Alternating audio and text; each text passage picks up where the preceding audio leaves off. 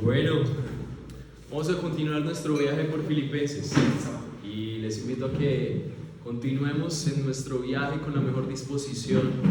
Hoy quiero que estén muy concentrados como siempre, pero creo que para mí ha sido desafiante preparar este texto, no solamente pues por su interpretación, sino porque sé que es difícil de entender, pero también sé que traerá mucha bendición para los que podamos interiorizarlo. Así que vamos a leerlo juntos. Recuerden que sería una muy buena decisión invertir en una Biblia física que sea Nueva Traducción Viviente. Y ¿Transemente o la Nueva Biblia de las Américas, perdón. Nueva Biblia de las Américas. Perdónenme, Nueva Biblia de las Américas. Y estamos en la serie de Filipenses, en el capítulo 3. A partir del versículo 17, vamos a exponer desde el versículo 17 hasta el versículo 21. Y la palabra de Dios dice así: hermanos, sean imitadores míos y observen a los que andan según el ejemplo que tienen en nosotros.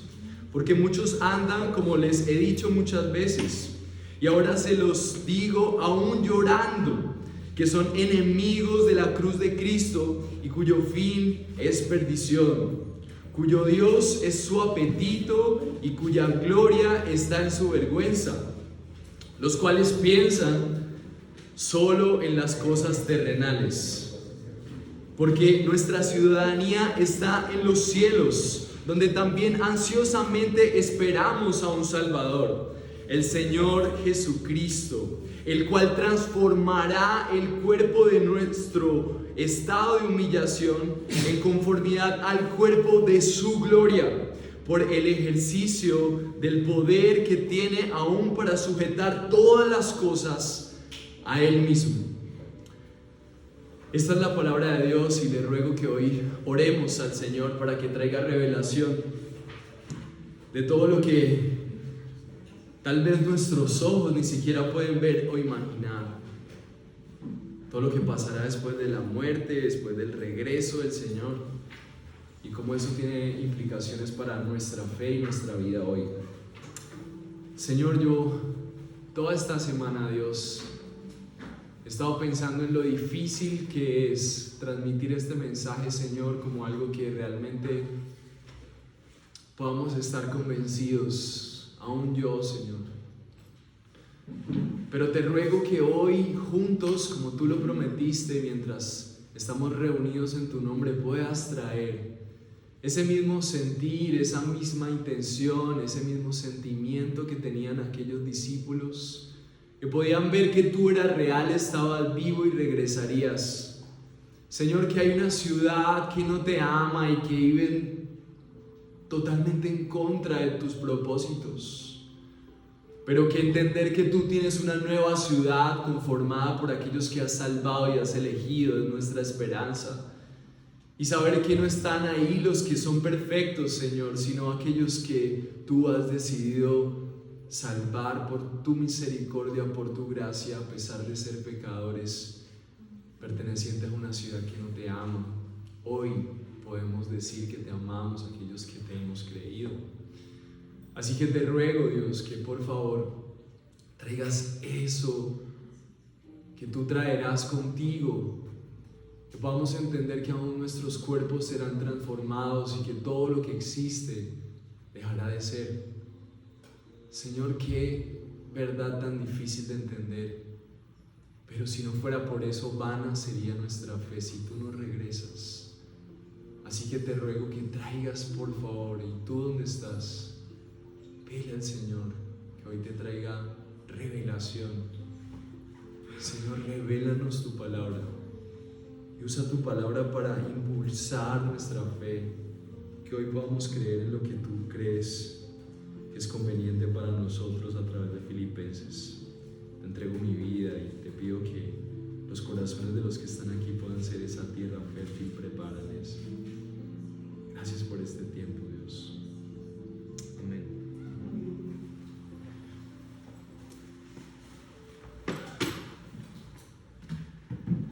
Este texto empieza con el versículo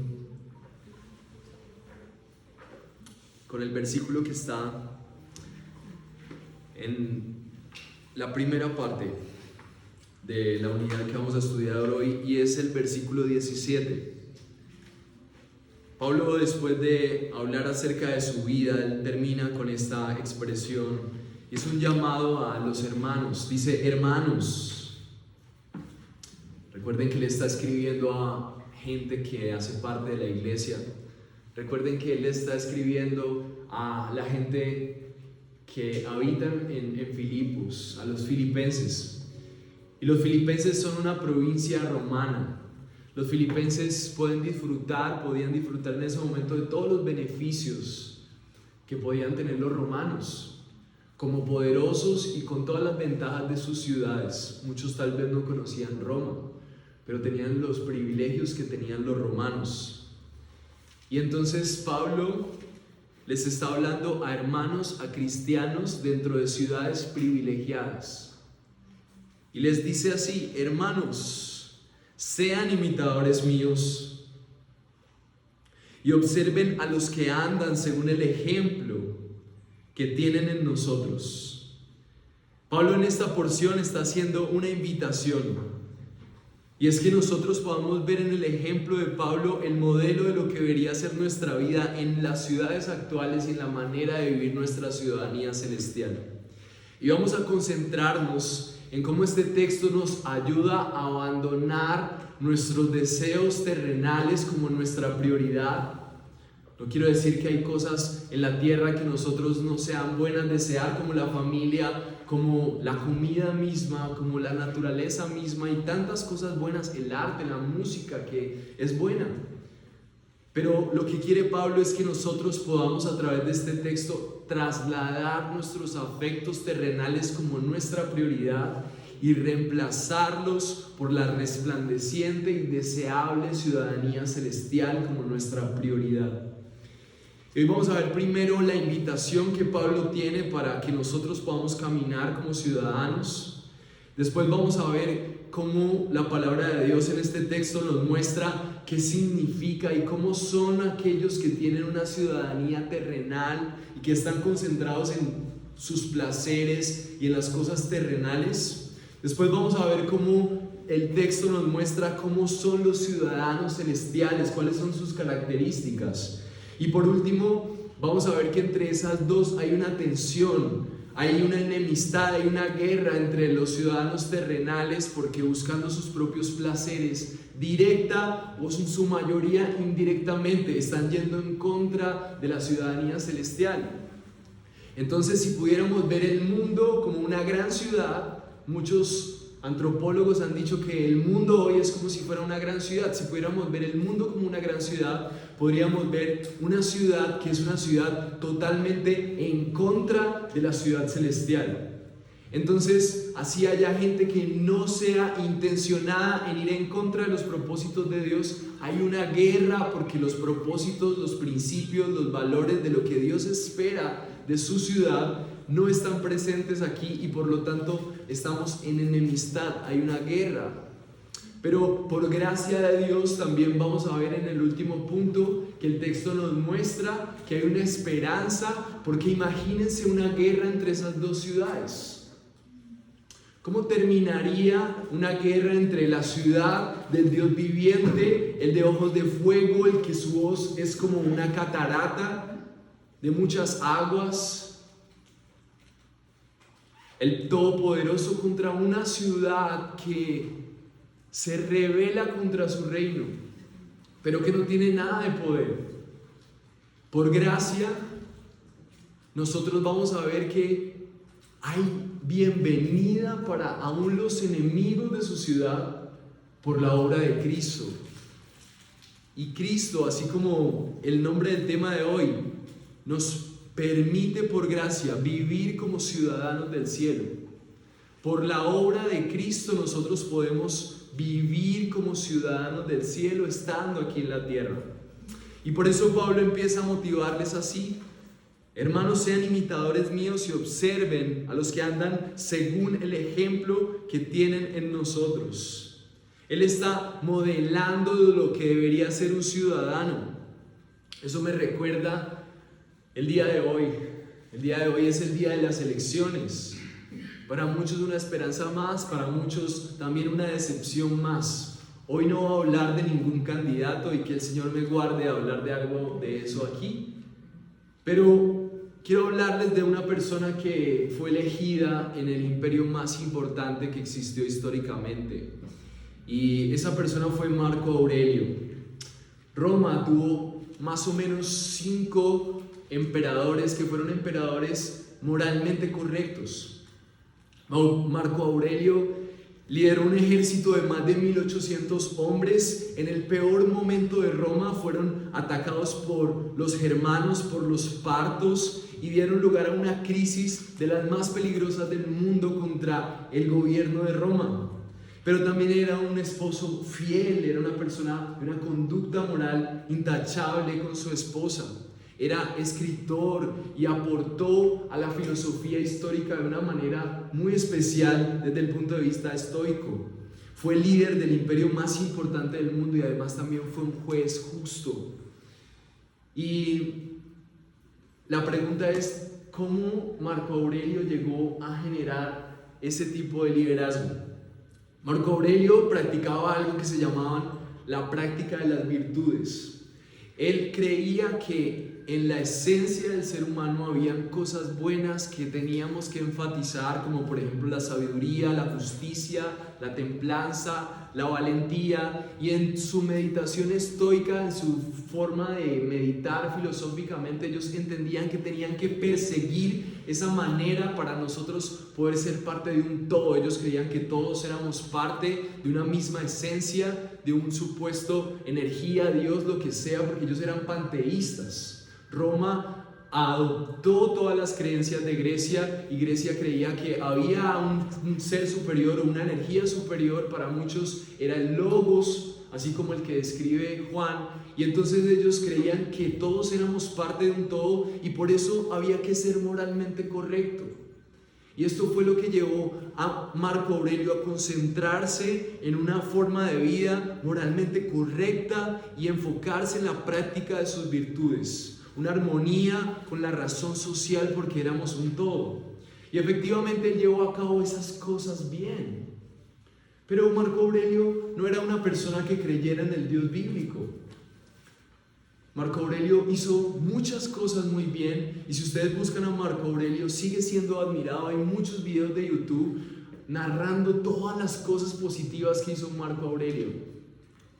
Y el tema es que su hijo, que adoptó, obviamente recibió todo su gobierno gracias a que su padre le había enseñado todo esto, pero también le había enseñado que sus creencias helenistas eran creencias en donde cualquier dios era posible. Entonces él se entregó al hedonismo y se entregó al libertinaje, y entonces Roma gastó muchos de sus recursos en orgías, en todo lo que pasaba en el circo romano, en gladiadores y en un montón de hedonismo.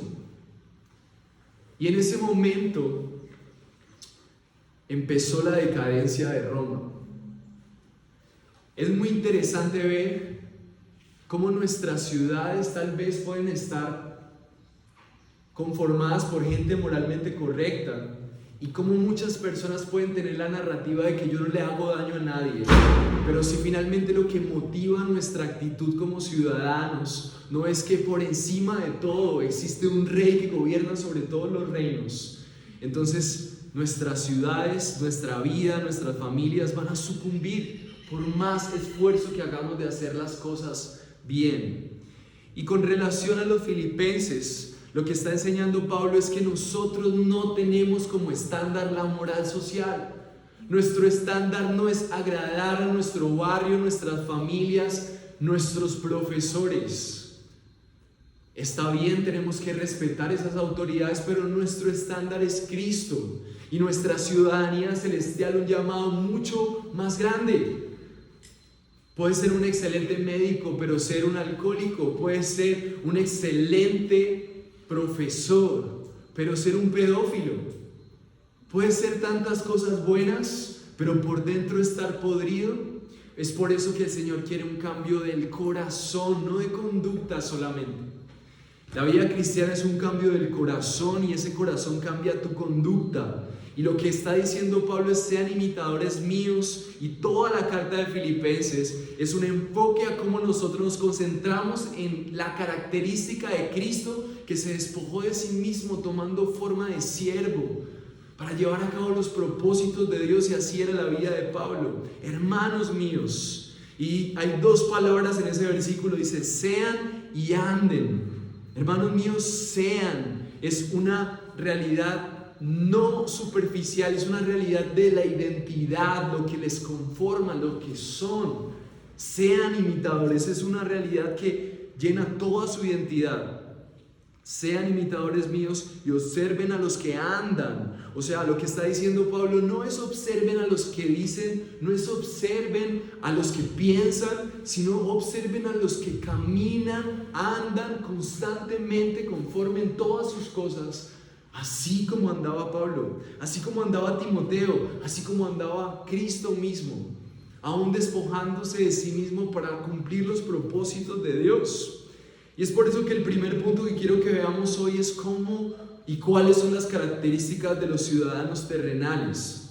El versículo 18 dice así: porque muchos andan, como les he dicho muchas veces, y ahora se los digo aún llorando, que son enemigos de la cruz de Cristo, cuyo fin es perdición, cuyo Dios es su apetito, cuya gloria es su vergüenza, los cuales piensan solo en las cosas terrenales.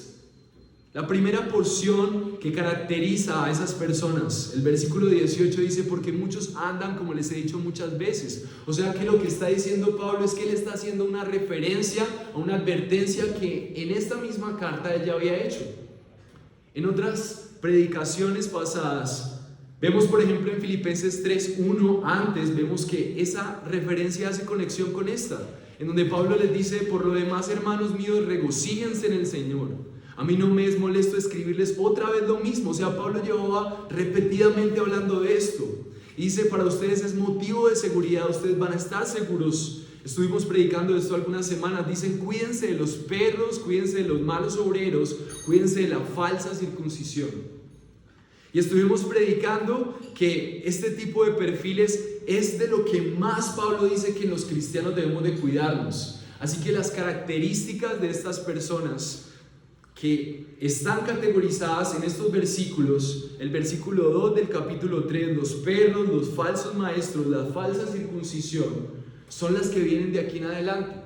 Y recordemos quiénes son ellos rápidamente. Los perros son aquellos que se comportan igual que la gente que no cree en Dios, pero están en la iglesia. Recuerden que Pablo le está hablando a la iglesia. Y Pablo está haciendo una advertencia no a la gente peligrosa de afuera, sino que el peligro más fuerte de la iglesia está aquí, entre nosotros. Puede ser tú, puede ser el que está al lado. Esto no es motivo de rechazo, pero sí es motivo para Pablo de estar alerta. Cuiden su fe de esto. Hay gente que tiene muy buenas intenciones, pero viene aquí, dice que cree en Dios, pero su vida es totalmente igual a la de cualquier persona que niega la existencia de Dios. Y esos son los perros. Habíamos investigado un poquito acerca de eso, y es porque los perros tienen una conducta inmoral, y se acuñó una frase acerca de que los perros eran como esas personas que exponen su inmoralidad en las calles sin ningún problema. Entonces, estas personas, dice Pablo, que son dignas de tener cuidado. Los falsos maestros, los que no enseñan conforme a las escrituras, la falsa circuncisión, que es una persona que ha confundido la conducta moral con lo que significa la vida cristiana. Es una persona que dice que la vida cristiana es lo que yo hago, lo que yo dejo de hacer.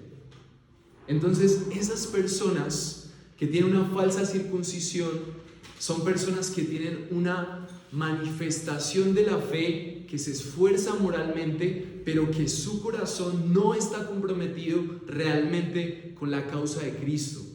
Entonces, estas personas de las que Pablo viene advirtiendo durante toda esa carta y que advierten otras cartas, tienen las siguientes características. A partir del versículo 18 seguimos viendo: porque muchos andan, como les he dicho muchas veces. Entonces Pablo, de las personas que advirtió en el capítulo 3, Va a empezar a darles a las personas más luces para que tengan cuidado de que ellos mismos no sean de esas personas que están perjudicando a la iglesia del Señor. Y lo que hoy yo espero es que tú hoy puedas verte la luz de la palabra, puedas ver a tu hermano, no para juzgarle, sino para buscar salvación, de que tal vez necesitamos, como vimos, que es el título de este sermón, transformar nuestra mente y nuestros afectos de las cosas terrenales a la ciudad celestial. Si nosotros no nos damos cuenta cuál es la diferencia entre un ciudadano que ama solamente las cosas terrenales y un ciudadano de los cielos, entonces lo vamos a confundir, y hay muchos cristianos confundidos. Gente que cree realmente que es cristiana, gente realmente que cree que es hijo de Dios, pero su conducta y su vida niega totalmente esa afirmación. Y las características están en el versículo 18, dice: porque muchos andan, como les he dicho muchas veces, y ahora se los digo llorando. O sea, lo que dice Pablo es: me duele tanto ver esto, me duele tanto que hayan personas entre ustedes que han escuchado el mensaje de Cristo. Y yo quiero transmitirte esto a ti el día de hoy. Si tú estás escuchando el Evangelio, lo más triste, lo más doloroso y lo más conmovedor sería que cuando el Señor regrese, tú no seas hallado salvo. Que tú seas de los que creyeron que estaban adentro, pero no estuvieron.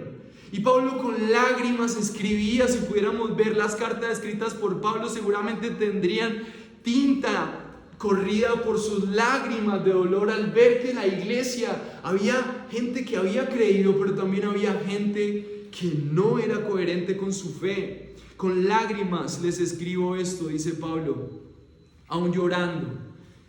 Y lo que más le dolía a Pablo era que ellos, sin darse cuenta, o muchos dándose cuenta, dice el versículo 18 en el final, son enemigos de la cruz de Cristo.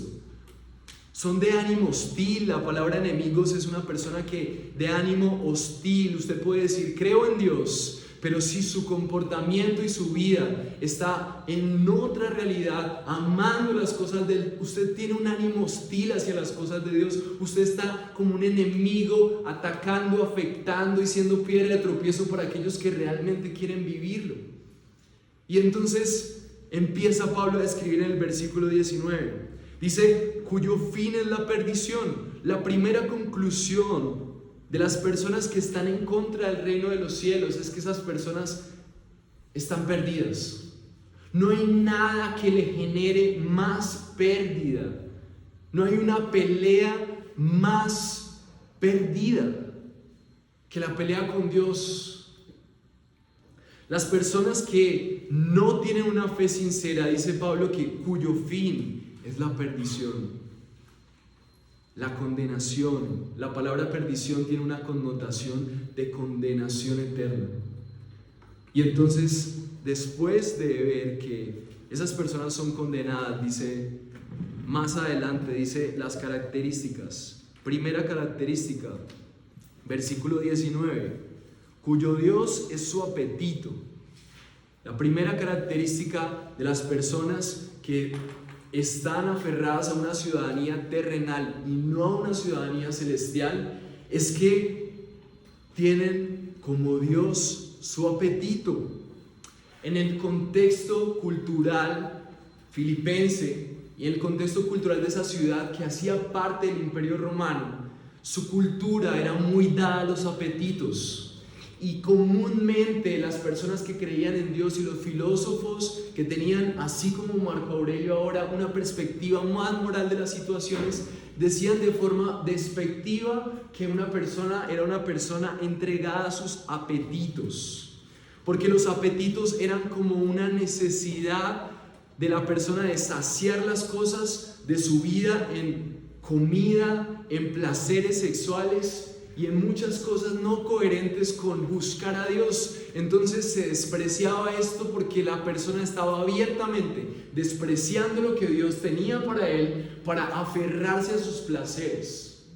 Entonces las características de los que son ciudadanos terrenales son personas entregadas a su apetito, y no solamente se entregan a él, sino que es su Dios. O sea, lo que está diciendo Pablo aquí es que estas personas dentro de la iglesia, diciendo que creen en Dios, en realidad cuando adoran, están adorando a sus placeres. Y la pregunta es, ¿cuáles son los placeres que tú persigues en tu ciudad? Tal vez no sean los mismos de Roma, o tal vez sí. ¿Cuáles son los placeres de un caleño? ¿Cuáles son los placeres de un latino? Un latino, tal vez Roma, en sus ciudades tenía un privilegio de ver cómo los romanos desempeñaban sus vidas y decían, wow, los romanos, los más admirables, como decir otros países ahora, tal país, me encantaría vivir ahí. Y eso mismo pasaba con los filipenses seguramente. ¿Y cuál es nuestra realidad en Latinoamérica? El que salió adelante, el que vive en otro país, el que puede salir de la necesidad de dinero. Estamos desesperados por ver que nuestra vida económica salga a flote. Ya nuestro deseo no solamente es tener, sino poder decir, tengo más que los demás que están llevados en muchas circunstancias. Y entonces el latino ha desarrollado una necesidad y un anhelo de ser superior, un deleite de poseer. Y entonces miren cómo ese corazón transforma aún la cosmovisión de Dios. Cuando mi anhelo no es tener más de Dios y no tener más dinero, entonces yo cambio un Dios que yo tengo que adorar para un Dios que yo le negocio para poder tener lo que deseo. Entonces hago cosas para que Dios me bendiga. Ese no es el Dios bíblico. ¿Qué significa que yo tengo un Dios de apetito? ¿Cuál es lo que tú deseas con hambre? Si es el estatus, entonces yo busco a Dios para que Él me eleve la moral y sea alguien más. Si es el intelecto, entonces aún las cosas de Dios las entiendo intelectualmente, pero ni siquiera las puedo obedecer, porque las entiendo intelectualmente. Quiero que Él me haga más inteligente, entender aún su mente, y le cuestiono sus cosas. Tal vez es más belleza, entonces empiezo a acomodar todo para que Dios no le importe si yo me preocupo un montón por la vanidad, porque Dios también me cuida, y entonces empiezo a acomodar todo. Si mi deseo es el placer, entonces no veo a Dios como un Dios que está exigiendo santidad, sino que es un Dios que me perdona siempre a pesar de mi desenfreno sexual y mi vida sexual desorganizada. Y Cali es súper sensual. Tenemos una cultura súper sexual, pero nuestra región es más sexual. ¿Qué están viendo tus ojos? No solamente la fornicación y el adulterio, sino ¿qué están viendo tus ojos? ¿Qué está reflejando tu mente cuando tú le das tus búsquedas en Instagram? ¿Qué es lo que sale ahí? Ustedes saben de qué les hablo, ¿no? ¿Qué es lo que dice tu mente? ¿Qué es tu apetito? ¿Qué es tu apetito? Y eso te dirá si tú eres un ciudadano terrenal, porque amas lo que hay en la tierra como tu satisfacción. ¿Cuál es tu anhelo de ciudad terrenal? Característica de los que son ciudadanos netamente terrenales, su apetito es su Dios. Segunda característica está en el versículo 19, dice, cuya gloria está en su vergüenza. Las cosas de las que se enorgullecen las personas que son ciudadanas terrenales son de sus supuestos avances en la tierra. No se les enorgullece conocer más a Dios, no les enorgullece que se están levantando más temprano para buscar el rostro de Dios, les enorgullece cómo sus billeteras se llenan, cómo sus negocios avanzan, cómo tienen una mujer hermosa a su lado, un hombre poderoso a su lado. Pero no se enorgullecen de que cada vez más personas llegan a los pies de Cristo por ellos. Les enorgullece solamente hablar de cómo ellos han abandonado sus familias, han abandonado sus hijos, han sido una burla de lo que Dios es en la moralidad, con tal de avanzar en la vida. Mientras la sociedad se cae y se derrumba, la gente celebra al que tiene dinero sin importar que sea un asco de persona, o que sea una persona que está rota, que está triste, que está deprimida. Su gloria está en su vergüenza, ser admirado superficialmente, tal vez tener grandes estudios porque es una persona moralmente correcta, pero conocer tanto de su carrera, pero tampoco de lo que Dios es. La palabra de Dios dice, si alguien ha de gloriarse, que se gloríe en conocerme. Esa es la gloria del ser humano. Este mundo nos ha dicho, si estudias vas a ser alguien. Lo que la palabra de Dios dice es, tu gloria es conocerme. Y por último, la otra característica de estos ciudadanos terrenales. El versículo 19 dice, los cuales piensan solo en las cosas terrenales, en lo que se adquiere, en lo que se busca aquí, en lo que pueden obtener. Y estas dos personas pueden estar, esa persona que busca las cosas terrenales puede estar en dos categorías. La categoría de la carne, segunda de Pedro 2:10 dice, especialmente los que andan tras la carne en sus deseos corrompidos y desprecian la autoridad, atrevidos, obstinados, no tiemblan cuando blasfeman de las majestades angélicas. Son gente que no tiene temor de Dios, que desprecia la autoridad que Dios ha puesto en la iglesia, que no se somete a la iglesia. Es una persona que está tan cegada por los deseos de su carne que definitivamente solamente puede pensar en esas cosas. Pero también hay otra persona y tú tienes que evaluar de estas características cuál ves, y estas personas terrenales cuál eres tú. Y si no eres ninguna de las dos, pues gloria a Dios.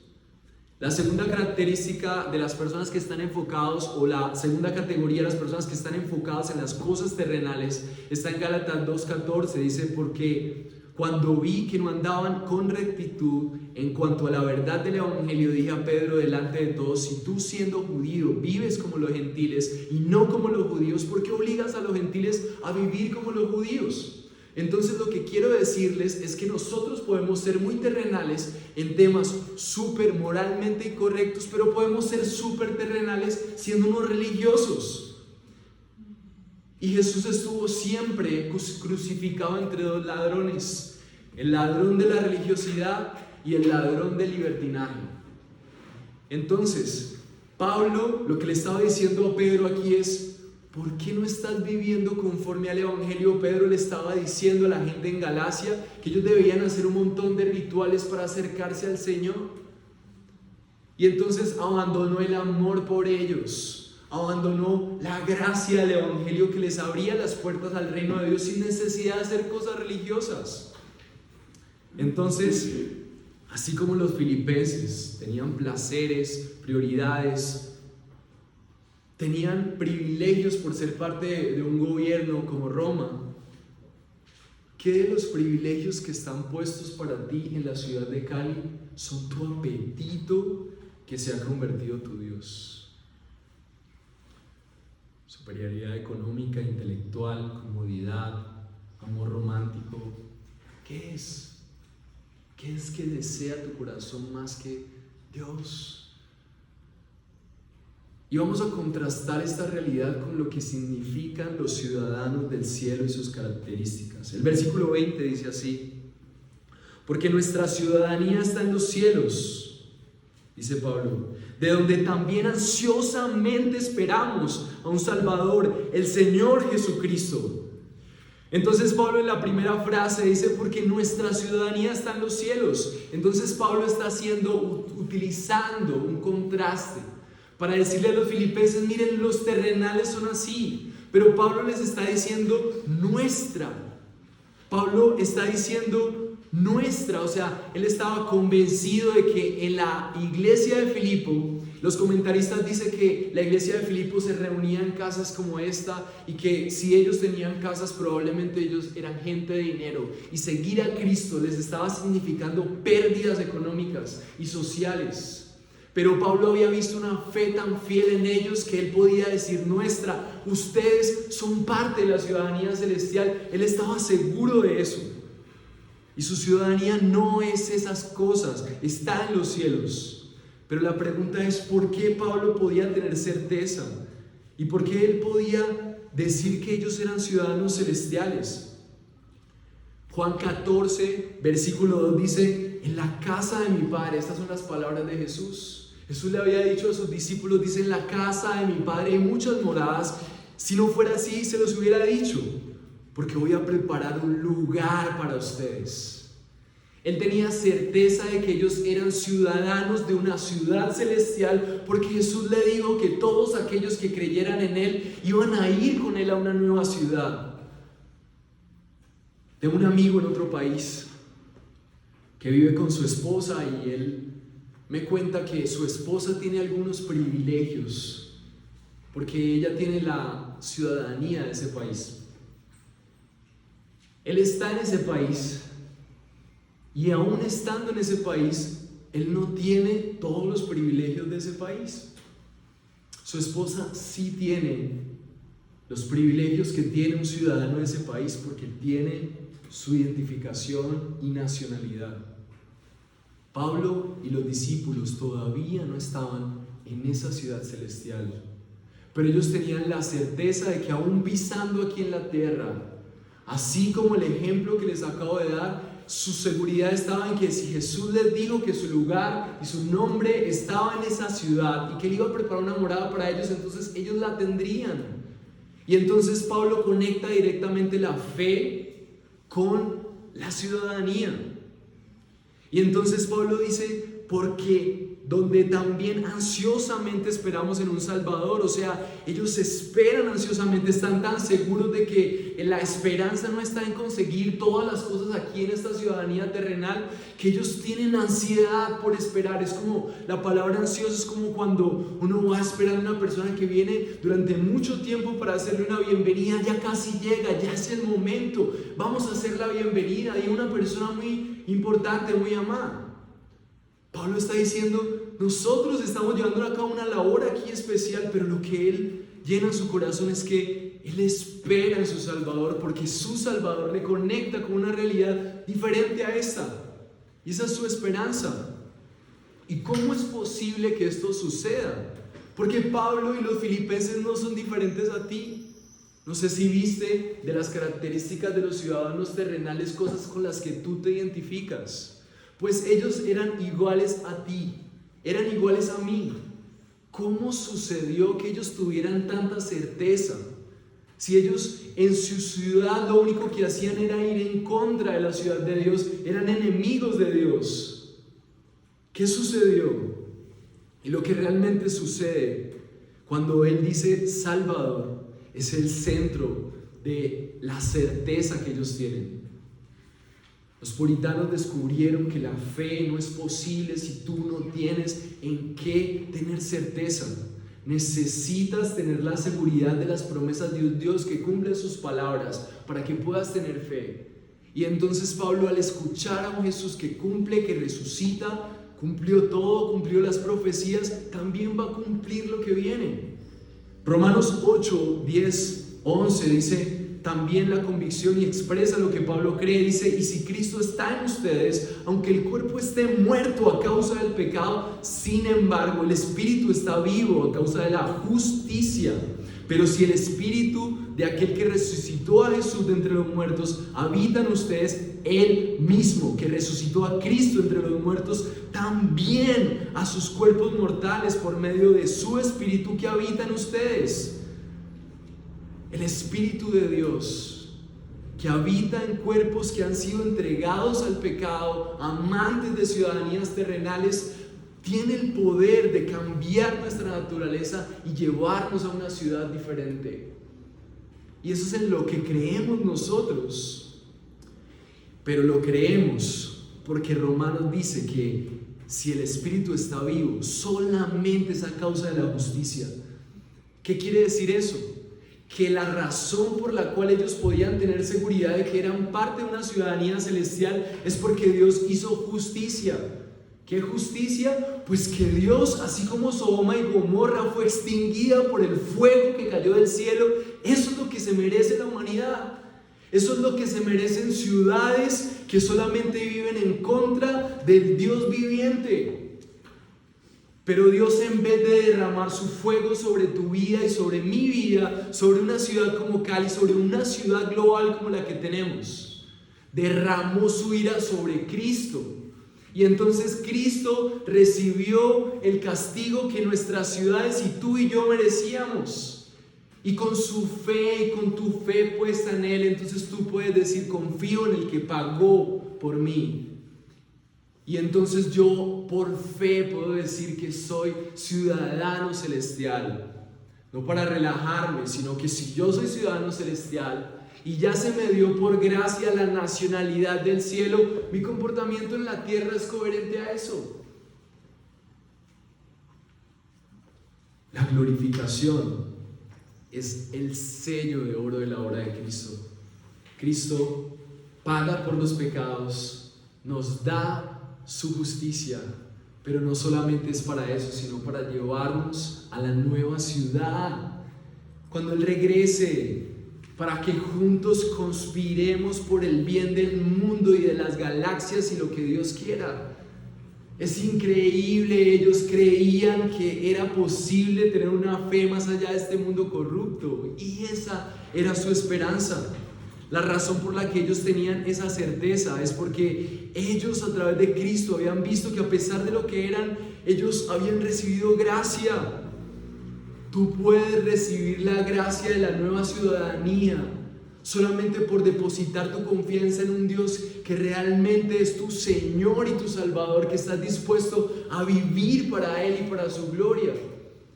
No necesitas nada más. Y ellos tenían esa certeza.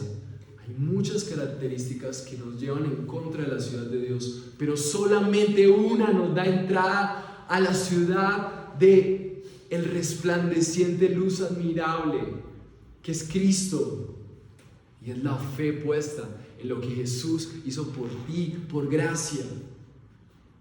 Así que no importa lo que hayas hecho, no importa cuán incompetente seas, lo único que necesitas para ser de la ciudad de Dios es saber que Dios nos está amando a través de Cristo. Y cuando confías en que Él es tu Salvador y tu Señor, eres bienvenido a la ciudad de Dios.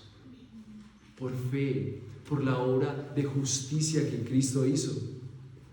La muerte de Cristo se convirtió en la puerta a la ciudad celestial. Su cruz es como si fuera un portal para aquellos que eran pecadores y fueron transformados al pasar por fe en Él y son bienvenidos a su reino. C.S. Lewis decía que la vida es como una constante búsqueda de un hogar que nunca encontraremos hasta que lleguemos verdaderamente a casa. Eso que crees que necesitas no es lo que estás buscando. Tú estás buscando un lugar al lado del trono del Dios viviente. Eso es lo que saciará tu vida. ¿Qué esperas ansiosamente? ¿Qué es lo que esperas ansiosamente?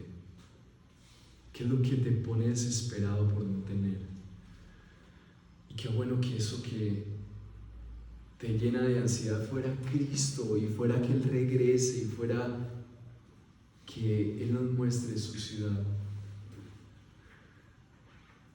¿Por qué deberíamos esperar ansiosamente? La obra de Cristo nos prepara. El tercer punto es que la obra de Cristo nos prepara para nuestra verdadera ciudadanía. Y miren esto tan hermoso, a partir del versículo 21. Dice el versículo 21 que el Salvador, que dice Pablo que ellos están esperando, ¿por qué lo están esperando tan ansiosamente? Seguramente se habían dado cuenta que este Salvador podía dar mucho más de lo que sus cuerpos, esfuerzos humanos podían tener en esta tierra. Y el versículo 21 dice así: que este Salvador, la convicción de Pablo era el cual transformará el cuerpo de nuestro estado de humillación en conformidad al cuerpo de su gloria, porque el ejercicio del poder que tiene aún para sujetar todas las cosas a Él mismo. Entonces, lo que quiere decir Pablo es que la ansiedad que ellos tienen es por la transformación de sus cuerpos. Dice, Él transformará. La palabra transformará viene de la palabra griega que está dividida en dos: meta, esquema. Hay muchas palabras en la Biblia que están compuestas con meta. Por ejemplo, el arrepentimiento es metanoia, es un cambio de paradigma. Pero la transformación es meta, esquema. O sea, literalmente aquí la palabra de Dios está diciendo transformación Y esquema quiere decir, es un tema físico, es una condición externa. O sea, lo que Pablo está hablando es de algo físico, ya no es una transformación solamente del corazón.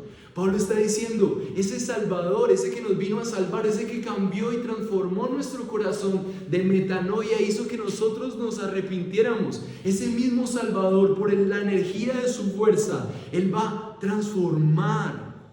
¿Qué va a transformar? Nuestro cuerpo, nuestra forma, nuestra apariencia exterior. Jesús no solamente vendrá como nuestro Salvador, sino como nuestro glorificador. ¿Y por qué podemos tener certeza de eso? Mateo 17:1 dice, 6 días después Jesús tomó con él a Pedro, a Jacobo y a Juan y a su hermano y los llevó aparte a un monte alto. Y delante de ellos se transfiguró, en la misma palabra que está usando Pablo, y su rostro resplandeció como el sol y sus vestiduras se volvieron blancas como la luz. En esto se aparecieron Moisés y Elías hablando con él. O sea, lo que está haciendo Jesús ahí no solamente es asombrar a sus discípulos, sino mostrar cómo iban a ser sus cuerpos en la nueva ciudad. Él es la muestra resplandeciente del brillo de la nueva ciudad. Cuando Pedro vio esto, dijo, es bueno que estemos aquí, queremos quedarnos en este lugar. Ellos habían visto algo que nunca jamás otro ser humano había visto. ¿Cómo son los ciudadanos de una nueva ciudad? Querían construir una casa para nunca irse de ahí. ¿Qué pasó en ese momento? Dice el versículo que Él va a transformar nuestro cuerpo de humillación. ¿Qué quiere decir cuerpo de humillación? Que la humanidad, producto del pecado, su cuerpo, su contexto ha sido llevado a un nivel más bajo del que debería. Estamos viviendo en una condición que ha sido causa del pecado y la lejanía con Dios. Pero la esperanza de Pablo es que así como nosotros estamos viviendo en un cuerpo de humillación, dice que Él va a transformar a ese cuerpo de humillación en conformidad al cuerpo de su gloria. O sea, como Jesús es hoy, nosotros seremos de esa misma esencia. ¿Y cómo podemos tener confianza en eso? Por el ejercicio del poder que Él tiene aún para sujetar todas las cosas a Él. Entonces, lo que está diciendo Pablo es que nosotros tenemos que concentrarnos en retirar nuestros afectos de lo terrenal, porque lo que viene es muchísimo más hermoso. Y Jesús tiene el poder no solamente de transformar nuestro cuerpo, sino que todo el mundo va a estar arrodillado delante de sus pies. Y entonces todos los que sean transformados en su cuerpo van a reinar con Él. ¿Se imaginan? Dios todo es espiritual, pero en la nueva ciudad Dios te da un cuerpo glorificado. ¿Qué va a hacer Dios con personas que ya no viven en condición de que sus dioses son sus deseos? Pablo decía, miserable de mí, ¿quién me librará de este cuerpo de muerte? Y decía, gracias por Cristo. Va a haber un día en donde nuestros placeres sexuales, donde nuestra hambre, donde nuestro cansancio no van a existir. ¿Para qué? Para que vivamos relajados viendo Netflix. No, es porque habrá una aventura intergaláctica sirviendo con el Rey de Reyes, con fuerza, cada vez más para vivir para su gloria. Y nuestra vida va a ser ver su resplandor, ayudar a las personas. No sé qué planes tendrá el Señor, pero Pablo decía, mi ansia es que Él venga y me cambie mi cuerpo de muerte en conformidad de su cuerpo de gloria. Por el ejercicio de su poder. Qué conmovedor saber y qué difícil de entender. Primera de Corintios 15, del 42 al 44 dice, así que les digo un misterio. Mire lo que dice Pablo, así que les digo un misterio. No todos dormiremos, pero todos seremos transformados en un momento. Eso era una convicción. Todos los que tenían fe en Jesús creían que iban a ser transformados. Miren lo que dice, esto es algo serio. Miren lo que dice la palabra de Dios. Puede ser ahora, puede ser mañana. Dice, así que les digo un misterio, no todos dormiremos. Primera de Corintios 15, 42 al 44. Pero todos, o sea, todos los creyentes seremos transformados en un momento, en un abrir y cerrar de ojos a la trompeta final. Pues la trompeta sonará y los muertos resucitarán incorruptible y nosotros seremos transformados. Porque es necesario que esto corruptible se vista de incorrupción y esto mortal se vista de inmortalidad.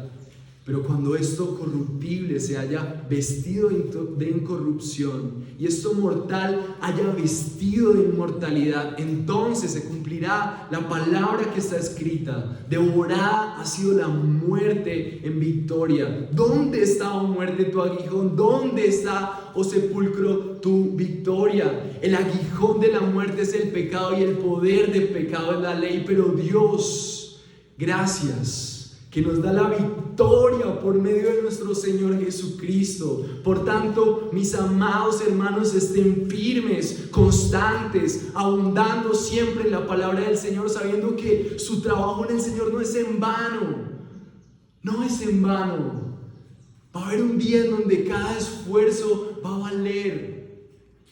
Él volverá, será como en un abrir y cerrar de ojos, y sus cuerpos van a ser transformados de aquellos que creyeron. Vale la pena estar fiel, porque en cualquier momento sonará la trompeta y los cuerpos de los creyentes serán transformados para que puedan vivir y reinar junto al Rey de Reyes en su ciudad. Por eso creemos, porque Jesús está vivo y Él volverá. 1 Corintios 15:16 dice: porque si los muertos no resucitan, entonces ni siquiera Cristo ha resucitado. Y si Cristo no ha resucitado, la fe de ustedes es falsa. Todavía están en sus pecados. Entonces también los que han dormido en Cristo están perdidos. Si hemos esperado en Cristo para esta vida solamente, somos los más dignos de lástima. La fe en Dios no es para que Él realice tus sueños aquí. Es para que seamos transformados y se cumpla el propósito de que realmente en estas ciudades el que va a reinar es Jesús. Y todos tus esfuerzos de tener se van a desvanecer y lo único que va a quedar es cuánto te esforzaste por servirle, por amarle, por conocerle, por entender su gracia, porque esto no es de esfuerzo, sino de recibir su amor.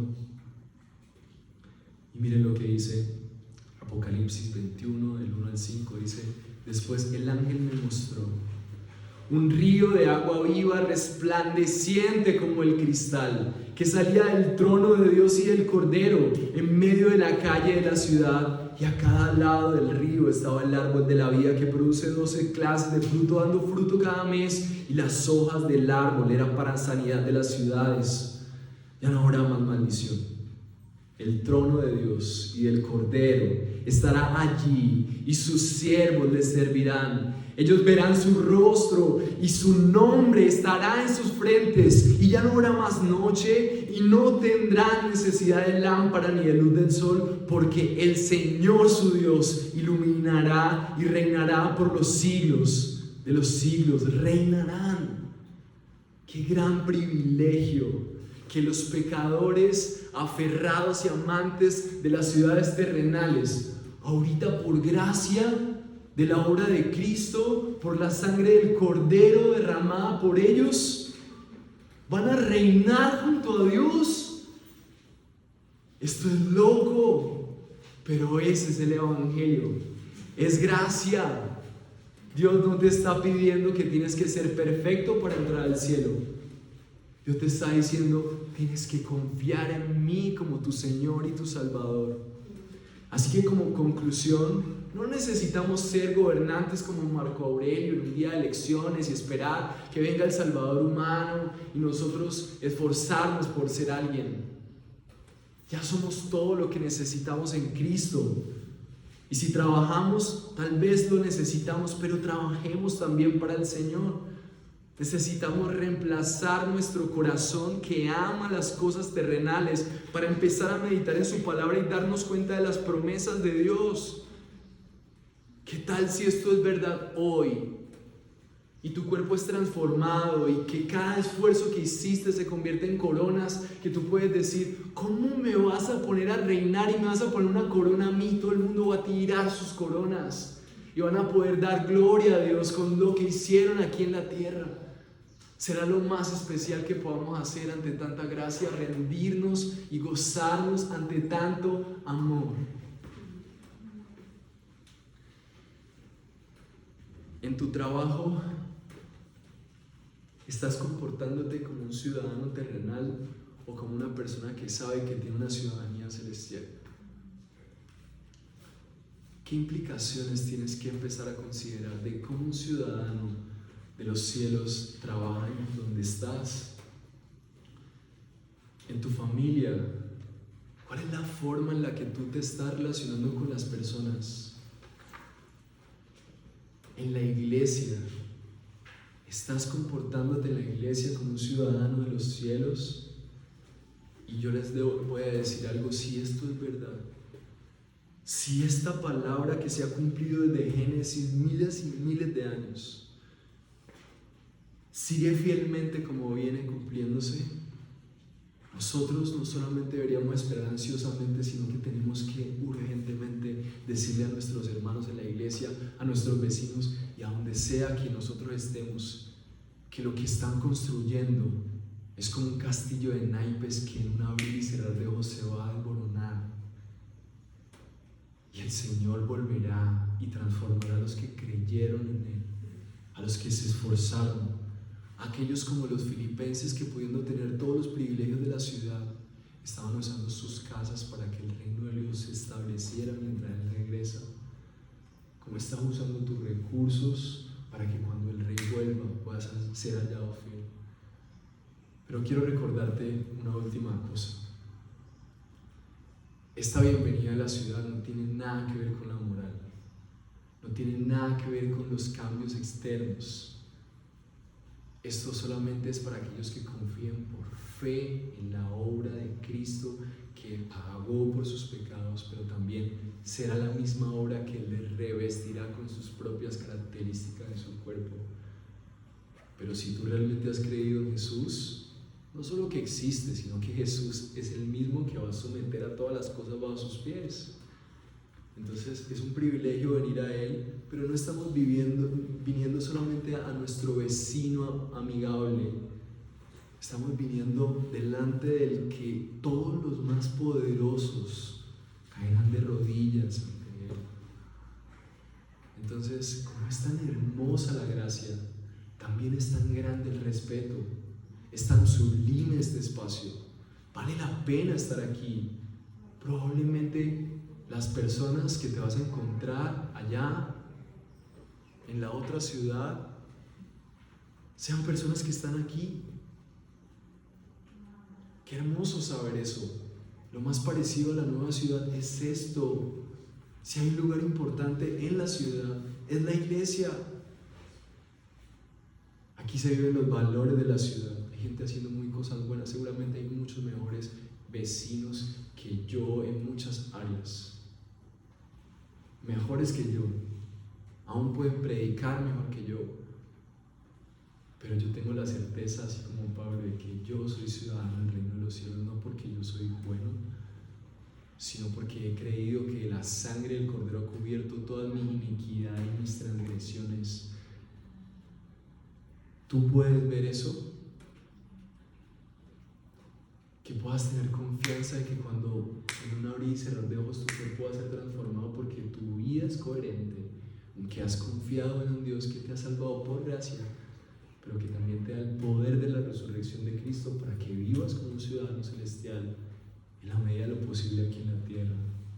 Que busques su palabra, que busques a la iglesia, que te puedan enseñar cómo vive un ciudadano celestial y que cada vez haya un abismo más grande entre tus afectos terrenales y tus afectos reales y celestiales. Que el Señor nos permita ser ciudadanos celestiales mientras vivimos en Cali. Que el Señor cumpla sus propósitos. Oremos.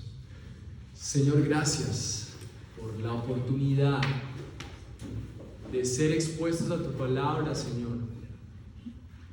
Oh, Señor, yo quiero